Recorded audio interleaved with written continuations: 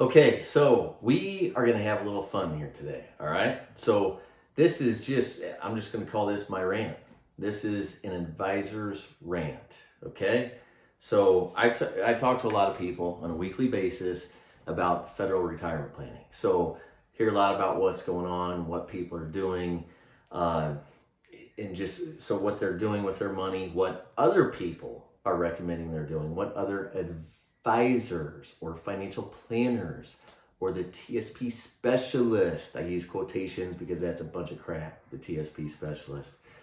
And people want to call themselves retirement planners and whatever, but okay, sorry, I'm on a soapbox today, so stay with me here. We are going to have some good stuff to learn. All right, talk to a guy. He took $500,000 out of his TSP. That comes out. Oh, shoot. TSP is an S. TSP, it came out of TSP. All right. So, okay. I mean, this guy's 59 and a half or older, so he's able to do an in-service distribution. Fine. Okay. Fine with that. Do it for the right reasons, though. Okay. So we talked about it. And he had talked to multiple investment people, advisors, whatever you want to call them. And most of them recommended something like a 60-40 portfolio. And he said, yeah, it's just, the 60-40, whatever, boring. And you know what? I've got a truth bomb for you. Most of the time, investing is not very exciting. If you're doing it the right way, it normally is boring. Okay? But we move on. So then he talks to a guy that he had different ideas. You know, he's going to split this up. Oh, we're going to take this and put it here. We're going to take this and put it here, that there to guarantee this income, and it's going to give you so much income. So let's look at that and let's see what he recommended here, okay? So he recommended he take $200,000, put that into an indexed annuity, okay? Then he recommended he take another $140,000, put that into another indexed annuity. Wow. Okay. So that's $340,000 that he just locked up for a time period of 7 to 10 years. All right. I didn't get into what the specific surrender period was, but it's 7 years. They used to be 20. I don't think they have the 20-year surrenders around anymore, but so for 7 to 10 years, that money's locked up. Okay. That sucks. Number one, and I'm going to tell you, typically, when you invest money in something and you have a surrender period, the longer that surrender period, the worse that investment is for you and the better it is for the company and the person that sold it. Generally speaking, okay? So $340,000 gone indexed annuities, all right? And I've done, you can get on my website, you can look at other videos, done a lot on indexed annuities. I hate them for federal employees. All right, maybe they're a fit for a very small portion of a person's money.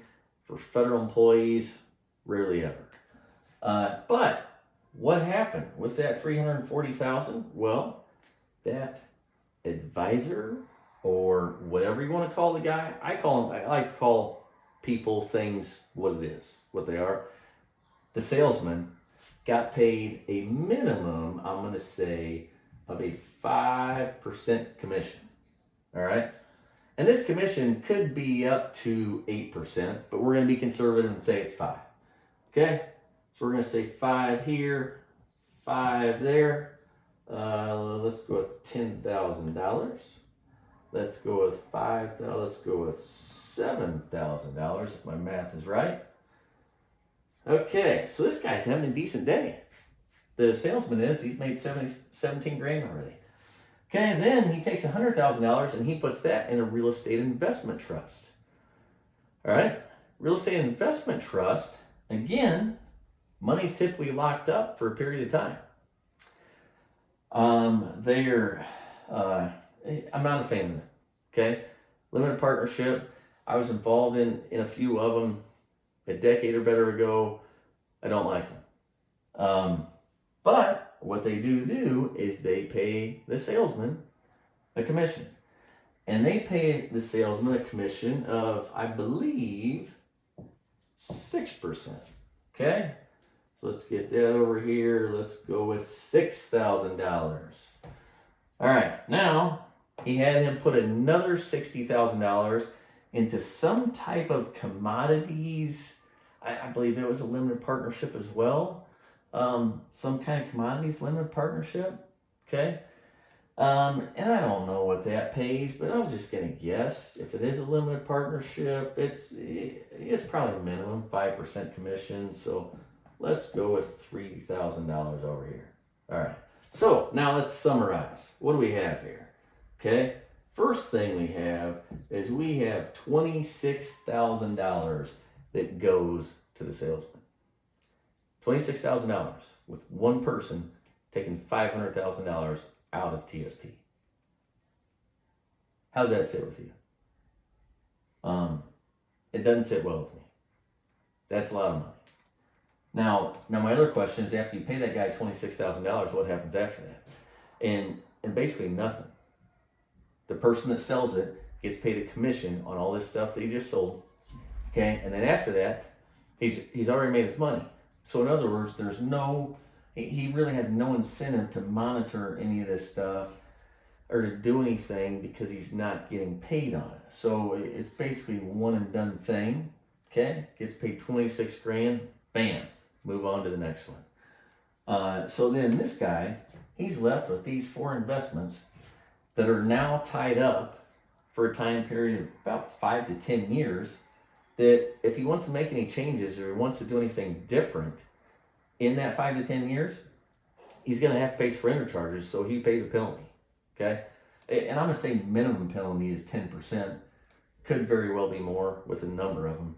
But if he wants to get all his money out of there, again, minimum he's going to pay is 50 grand to get all that out. That's kind of rough. Okay? You want to make changes or do something different with your money and you got to pay 10% or pay 50 grand to do that? I don't like that either. Hate it. Despise it. So he's locked up for a number of years, paid the salesman a ton of money, and now he's wondering, oh, did I do the right thing? He's starting to read some stuff. He's starting to learn more about the things that he did. And a big issue with these products that were sold is a lot of times these products are sold. They are sold to people by a salesman. So that salesman may tell you, this great benefit, that great benefit, this great benefit. Oh, it just keeps going up. The market goes up. It goes up. It never goes down. But then they don't tell you any of the negatives of these things. Oh, you never get dividends. Really, no dividends. Oh, there's a cap on your earnings of 3%. Whoa, 3% is the most I can make in a year? Whoa, that's a deal breaker there, right? For most people, it would be. So that's my big issue with these salesmen. Now, what could this guy have done instead? If this guy's looking for something different, and yeah, I've got 60-40 portfolios. I've got 70-30, 80-20. I mean, you name it, all stocks. Yeah, I do. Do I think they're a little unique compared to just your standard? Yeah. Yeah, but yet, are they exciting? Anything flashy about them? No, not at all. There's really not. So if somebody has something, bright, shiny object, flashy to sell you, or hey, do this, it's not going to correlate to the market at all. You don't care what the market does. Whoa. Take a step back. Think about it. Really look into what you're doing. Okay? Let's say this guy would have gone with one of the boring 60-40 guys. I'm going to say so I typically charge flat fees. Okay? So if I'm going to work with this guy, I'm going to charge him a flat fee. Okay? And that fee gets paid quarterly. All right? Which I think is the fairest way of doing business. But I would say the majority of people in my industry that are doing fee business are going to charge an AUM fee. Okay? AUM. That's assets under management. All right? And assets under management, people charge anywhere from 1% to 2%. I would think the most this guy would pay would be 1.5%. But if he just made a few calls, then he could probably end up paying 1% or just over. But let's say he paid a little more. Let's say the guy paid $6,000. Okay, put that down here. $6,000 is what he pays for the year for somebody to manage that money. Okay? Not buying products, not getting paid commissions, paying somebody $6,000 a year for managing the money. All right? Then, after a year, he decides, you know what? I don't really like what you're doing. I don't like what this guy's doing with my money. I want to make changes. Okay? Most AUM advisors, when they're managing your money, whatever you're paying them, if you decide you want to make a change, there should be zero charges for making a change and doing something different. Okay? There shouldn't be any surrender penalties. There shouldn't be any fees. And you can ask, people that charge fees, hey, would you rather get paid $6,000 a year or $26,000 up front? Shoot, I love that $26,000 up front. That's a pretty darn good deal. 26 grand, then shoot, I move on, find myself one of those a month, making a heck of a living, right? It's just, this is crazy to me, okay? So I hate it when I see stuff like this. To me, this is salesmen taking advantage of people. It doesn't make sense. So you're a federal employee, unfortunately, you have a target on your back. There's a lot of you. Therefore, there's a lot of people out there trying to sell you guys products, trying to sell you annuities, trying to sell you limited partnerships, insurance policies, whatever it may be, when you may not need them, okay? Before you make a decision to get yourself into a product that's going to have big surrender penalties, do your own research, okay? If you hear surrender penalty, whoa, take a step back, find out more about it, and ask the person selling it to you, so what are you going to make from this? Okay? I got a video on that too. It's one of my favorites. What are you going to make from this? And a favorite insurance salesman is, you don't pay me anything. I get paid by the company. What do you get paid? Because I want to know. Okay? If I'm doing business with somebody, I want to know how they get paid and what they get paid. Okay? I want to know if there's a conflict of interest or not. Just makes sense, right? Then you know where the conflicts are. Then you make your decision on what you want to do. All right? So I'm going to get off my soapbox. That's the end of my rant for today. Please take notice of this. Don't fall into doing things like this. All right? Thanks.